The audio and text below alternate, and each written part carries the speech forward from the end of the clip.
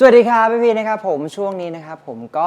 เป็นเทศกาลนะครับส่งท้ายปีเก่าต้อนรับปีใหม่นะครับก็เลยจะมากับหัวข้อเนี่ยรีรัน2023นะครับผมพี่ก็จะมาจัดอันดับเรื่องแบบว่าน่าประทับใจตลอดทั้งปี2023นี้เลยนะครับว่ามีอะไรกันบ้างแล้วก็เดี๋ยวมาลิสต์กันเป็น10เรื่องนะครับแล้วก็จะมาเลือกนะครับผมว่ามี3เรื่องไหนที่พี่ประทับใจที่สุดในปีนี้กันบ้างครับ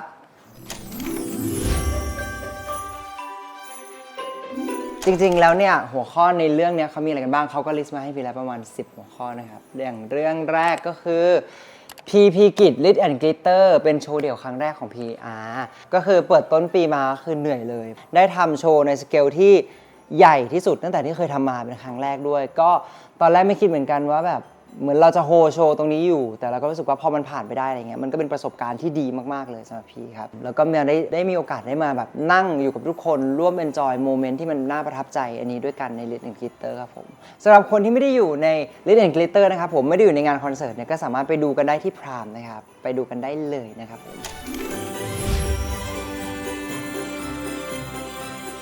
ครับผมสำหรับท็อปิกที่2นะครับก็คือการที่ได้ไปเป็น Special Guest ในคอนเสิร์ตพี่ทีป๊อปต่างๆมากมายก็คือไล่ก่อนก็จะมีของพี่นนท์เป็นคอนเสิร์ตครับผมเป็นนนท์ EP 02 So Serious จริงๆจังๆคอนเสิร์ตเป็นเกียรติมากๆจริงๆที่ได้ไปร่วมคอนเสิร์ตพี่นนท์ครับเพราะว่าเป็นแฟนเพลงอยู่แล้วทุกคนคือได้ยินอยู่แล้วอยากให้เธอรองรักต่างๆก็ดีใจมากๆครับที่ได้ไปร้องเพลงกับพี่นนท์แล้วก็ได้ทำโชว์เป็นอลาดินด้วยแต่งตัวแบบเป็นอลาดินซึ่งก็งงมากว่าทำไมไม่ให้แต่งเป็นจัสมินแต่ว่าก็แต่งไปแล้วไม่เป็นไรอีกคอนเสิร์ตหนึ่งนะครับผมที่ไปเป็นเกสก็คือคอนเสิร์ต4 Queen ซึ่งพี่ๆ4 Queen ทุกคนเนี่ยก็คือมีโอกาสได้เจอกันอยู่แล้วเป็นแบบพี่สาวสุดที่รักทุกคนไม่ว่าจะเป็นพี่อิงพี่โบกี้พี่วีพี่ส้มนะครับผมเราก็ไปได้เกียรติไปเป็นควีนคนที่5ในเพลงจีนี่จ๋าก็ดีใจมากๆครับเป็นอีกปีที่ก็งงมากว่าทำไมทุกคนมาตีมแบบว่าเป็นแบบแขกต่างๆแต่ว่าไม่เป็นไรเราก็สู้เต็มที่ครับผมของพี่นนท์เนี่ยมันก็เป็นอีกอารมณ์หนึ่งของพี่โฟควีนมันก็จะเป็นอีกอารมณ์หนึ่งมันก็จะมีความจอยความฮาที่มันต่างกันครับผมแล้วก็ขอบคุณพี่ๆทุกคนด้วยนะคะที่ชวนพีไปเป็นเกสต์นะครับผมในปีนี้สนุกมากๆปีหน้าจะเป็นเกสต์ใครอีกก็รอติดตามนะครับ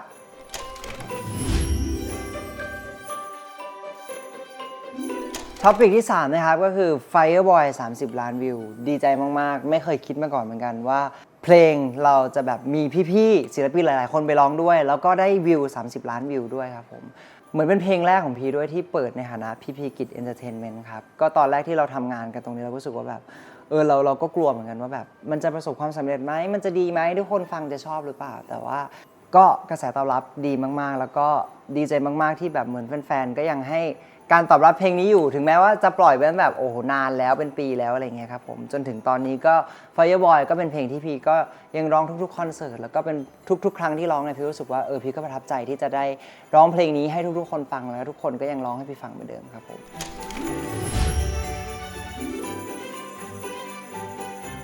อันที่4นะครับก็คือร้องเพลง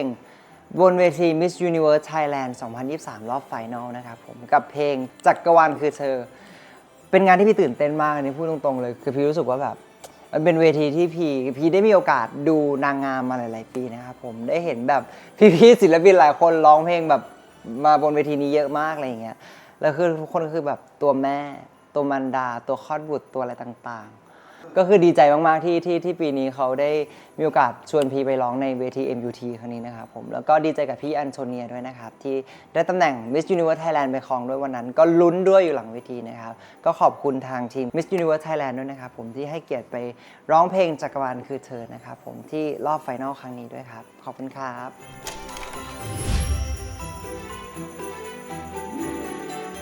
ทรอยซีวานนะครับผมกับ God Me Started นะครับที่ทรอยซีวานเนี่ยได้มาถ่ายทำที่เมืองไทยนะครับผมซึ่งเป็นเกียรติมากๆและดีใจมากๆที่ครั้งหนึ่งเราได้ร่วมงานกับศิลปินระดับโลกนะครับผมถึงจะอาจจะเป็นซีนแบบว่า 3-4 วิเล็กๆขำๆอะไรเงี้ยแต่เรารู้สึกว่าเราดีใจมากๆที่แบบเหมือนเขาก็เลือกเราไปอยู่ในผลงานของเขาจริงๆนะครับผมถือว่าเป็นการทำงานอีกรูปแบบหนึ่งเลยเพราะว่าก่อนหน้านี้พี่ไม่เคยทำงานกับทีมที่เป็นทีมงานต่างประเทศแบบจริงๆแบบทั้งทีมมาก่อนอะไรเงี้ยเราก็ได้เห็นมุมมองใหม่ๆในการทำงานด้วยแล้วก็พอได้เห็นตัวทรอยซิวานที่เขามาทำงานจริงๆเรารู้สึกว่า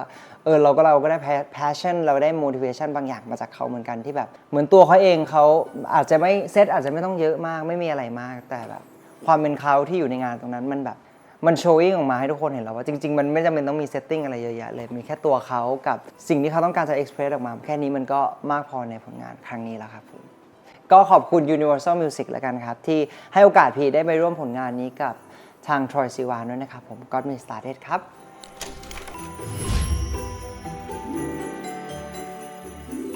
อันถัดไปหัวข้อที่ 6 ก็คือ Bilkin and PP Git Asia Fan Meeting 2023 นะครับผมไปหลายที่มากแล้วก็ได้เจอแฟนๆที่น่ารักแบบหลายๆที่มากครับเราอ่ะไม่คิดมาก่อนเหมือนกันว่าเราจะมีแฟนๆที่ให้การซัพพอร์ตเรามากขนาดนี้ไม่ว่าจะเป็นทั้งตัว Bilkin เองตัวของ PP เองด้วยนะครับผมหมายความว่าทุกๆครั้งที่ได้ไปเจอกับแฟนๆต่างประเทศอะไรเงี้ยก็ยังตื่นเต้นแล้วก็รู้สึกแบบประหม่าทุกครั้งที่ต้องไปขึ้นเวทีซึ่งหลายๆที่ก็จะให้ energy ที่มันต่างกันมากๆไม่ว่าจะเป็นแบบสนุกมากทำให้เราเรียนรู้วัฒนธรรมอะไรหลายๆอย่างด้วยแล้วก็มันได้อะไรหลายๆอย่างกลับมามากๆพี่ว่าจริงๆแล้วแบบดีใจมากๆที่ได้มีโอกาสได้ไปเจอทุกคนจริงๆแล้วก็ได้มีโอกาสไปขอบคุณทุกคนจริงๆขอบคุณมากๆครับ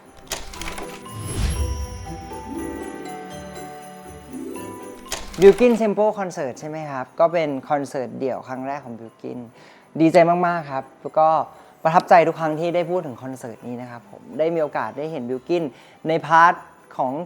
การทำงานหลายๆอย่างมาแล้วแต่ในพาร์ทคอนเสิร์ตเดี่ยวครั้งแรกเนี่ยก็ได้มีโอกาสได้เห็นพร้อมทุกคนเหมือนกันดีใจมากๆประทับใจมากๆไม่ว่าจะเป็นแบบพาร์ทเบื้องหลังที่ Bilkin เขาก็เต็มที่กับคอนเสิร์ตเขามากๆเขาก็ทุ่มทุกๆอย่างที่เขามีแล้วก็ตั้งใจจริงๆสำหรับการทำคอนเสิร์ตครั้งนี้ครับผมดีใจมากๆเป็นเกียรติมากๆที่เขาก็เชิญเราเป็นแขกรับเชิญเหมือนกันในโชว์ของเขานะครับผมซึ่งในโชว์ของ Bilkin เนี่ยพี่ว่าจริงๆทุกคนก็อาจจะเห็นแล้วล่ะอาจจะแบบร้องไห้บ้างร้องเพลงบ้างเต้นบ้างไม่เต้นบ้างอะไรอย่างเงี้ยครับผมก็ดีใจแล้วก็ยังประทับใจเหมือนเดิมครับดีใจกับ Bilkin ด้วยสำหรับคอนเสิร์ตครั้งนี้นะครับผมหวังว่าถ้ามีคอนเสิร์ตเดี่ยวของตัวเอง Bilkin ก็จะมาเป็นแขกรับเชิญให้เหมือนกันนะครับ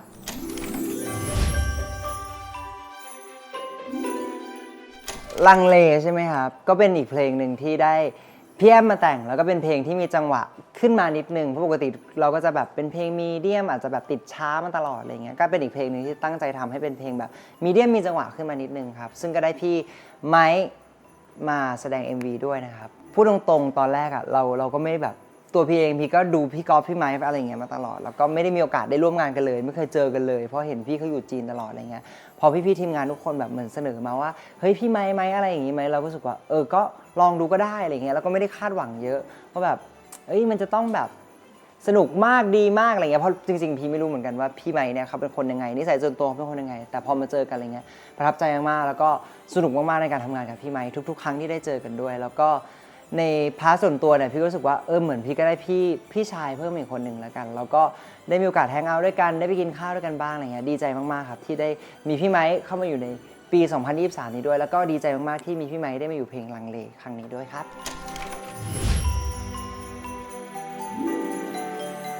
เรื่องที่9ก็คือเส้นเรื่องเดิมรีรันก็เป็นโปรเจกต์ที่ทีมเราทำงานกันนานมากๆแล้วก็ตั้งใจมากๆกับสิ่งนี้นะครับซึ่งได้พี่นายณภัทรเข้ามาร่วมจอยในโปรเจกต์ครั้งนี้ด้วยดีใจมากๆที่แบบเหมือนพี่นายเข้ามาทำจริงๆคือตอนแรกไม่รู้ว่าติดต่อไปแล้วแบบพี่นายแบบจะมาไหมนู่นนี่นั่นอะไรเงี้ยแต่ว่าสุดท้ายพี่นายก็มาให้แล้วก็น่ารักกับพี่มากๆนะครับผมไม่ว่าจะเป็นการแบบ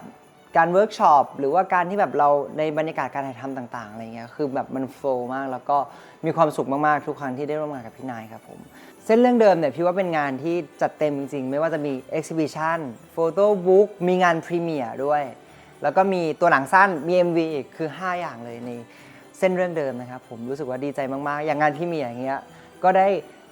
พี่ๆเพื่อนๆในวงการอย่างเงี้ยมาแสดงความยินดีด้วยคือดีใจมากๆแล้วก็มีโอกาสได้ดูหนังไปพร้อมทุกคนไม่คิดเหมือนกันว่าเราจะได้มีโมเมนต์ที่น่าประทับใจแบบนี้นะครับผมก็ถือว่าเป็นโปรเจกต์ที่น่าประทับใจจริงๆแล้วก็พวกเราทุกคนก็ตั้งใจกันจริงๆนะครับผมทีมงานด้วยตัวพีเองด้วยสำหรับโปรเจกต์เส้นเรื่องเดิมรีรันครั้งนี้ครับ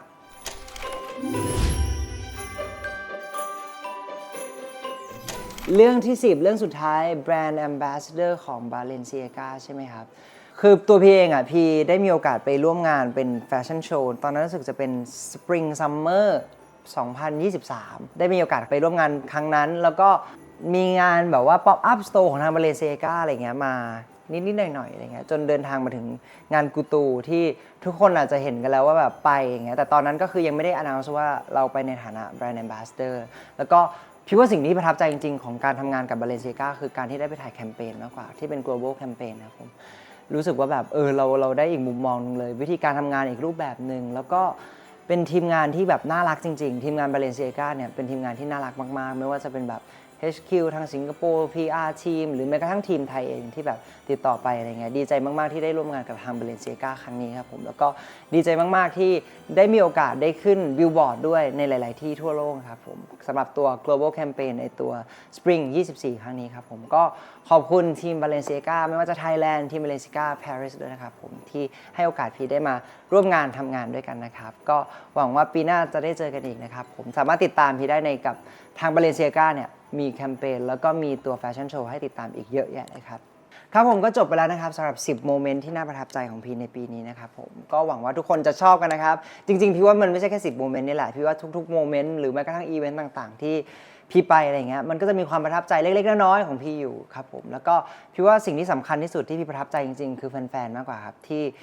มาซัพพอร์ตกันมาเจอกันในทุกๆงานไม่ว่าจะเป็นในโมเมนต์ทั้ง10อย่างที่พี่พูดมาหรือแม้กระทั่งงานอีเวนต์ต่างๆที่เรามีโอกาสได้เจอกันนะครับผมก็ขอบคุณทุกคนจริงๆครับที่ติดตามพี่มาตลอดนะครับผมสำหรับปี 2023 ครั้งนี้นะครับสำหรับเรื่องที่เป็น Top of the Year ปี 2023 ของพี่นะครับBalenciaga ก่อนละกันพี่รู้สึกว่ามันเป็นแพชชั่นส่วนตัวอยู่แล้วด้วยที่แบบเรารู้สึกว่าเราอินกับเรื่องแฟชั่นแล้วเราชอบในเรื่องของการแต่งตัวอยู่แล้วเพราะฉะนั้นเขาก็ให้เกียรติเราในฐานะที่เราได้เป็นแบรนด์ Ambassador มันก็ทำให้เห็นแบบอีกดิเมนชันหนึ่งเหมือนกันของวงการแฟชั่นแล้วก็มันอินสไปร์อะไรหลายๆอย่างในตัวพี่มากครับผม Bilkin Tempo แล้วกันเพราะว่าได้มีโอกาสได้อยู่กับ Bilkin ได้ร่วมเดินทางกันมาหลายๆอย่างแล้วในโอกาส8ปีครั้งนี้ก็เป็นอีกครั้งหนึ่งที่เขาเดินหน้าไปประสบความสำเร็จอีกก้าวหนึ่งเราก็ดีใจกับเขามากๆแล้วก็เป็นโมเมนต์ที่ประทับใจมากๆจริงๆเพราะว่าพี่เห็น Bilkin ตั้งแต่ตอนเด็กๆเลยแบบเขาฝันแค่ว่าเขาอยากจะมีเพลงเดี่ยวเป็นของตัวเองจนตอนนี้เขาได้มีคอนเสิร์ตเดี่ยวเป็นของตัวเองแล้วก็มีแฟนๆที่น่ารักกับเขามาร่วมเอนจอยมาร่วมแฮปปี้กับเขามาร่วมมีโมเมนต์ที่ดีด้วยกันในคอนเสิร์ต Bilkin Tempo ก็รู้สึกดีใจแล้วก็ประทับใจกับคอนเสิร์ตครั้งนี้มากครับผมแล้วก็ดีใจกับ Bilkin ด้วยครับสำหรับความประสบความสำเร็จทั้งหมดในปี 2023 ครั้งนี้ครับพี่กิตลิทแอนด์กิตเตอร์เลยเพราะว่าเป็นโชว์ที่ใหญ่ที่สุดครั้งแรกของพี่ด้วยแล้วก็เป็นโชว์ที่พี่ได้มีโอกาสได้เจอแฟนๆที่น่ารักทุกๆคนด้วยครับเป็นโมเมนต์ที่พี่ประทับใจจริงๆแล้วก็